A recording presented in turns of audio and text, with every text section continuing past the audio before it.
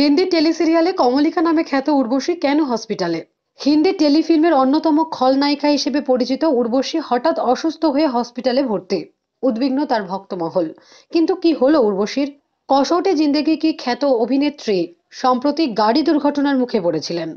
বর্তমানে উর্বশী মুম্বাইয়ের নানাবতী হাসপাতালে ভর্তি হয়েছেন।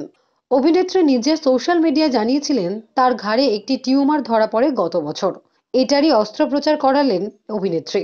অভিনেত্রী লেখেন, গত বছর ডিসেম্বর মাসে আমার ঘাড়ে একটি সিস্ট ধরা পড়ে, সেটিরই অস্ত্রোপচার করলাম। আগের তুলনায় আমি এখন ভালো আছি। আপাতত 15 ও 20 দিন বিশ্রামের পরামর্শ দিয়েছেন চিকিৎসক। তারপর থেকেই সকলেই চিন্তিত তাকে নিয়ে। উর্বশী নিজেই একটি ছবি পোস্ট করেছেন। দ্রুত সেই ছবি ভাইরাল হয়ে গেছে। সোশ্যাল মিডিয়ায় ভাইরাল হওয়া ছবিতে দেখা যাচ্ছে হাসপাতালের বিছানায় শুয়ে রয়েছেন উর্বশী, গলায় বাঁধা ব্যান্ডেজ, হাতে স্যালাইন। আচমকা কি হলো অভিনেত্রীর তা জানার জন্য মুখিয়ে রয়েছেন সমস্ত ভক্তরা। ঝড়ের গতিতে এই ছবি ভাইরাল হয়েছে।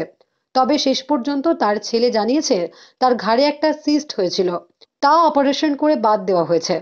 কসৌটি জিন্দেগি কি এর থেকে কমলিকা হিসেবে সকলের মনে জায়গা করে নিয়েছেন তিনি। তারপরও একাধিক হিন্দি ধারাবাহিকে অভিনয় করেছেন তিনি।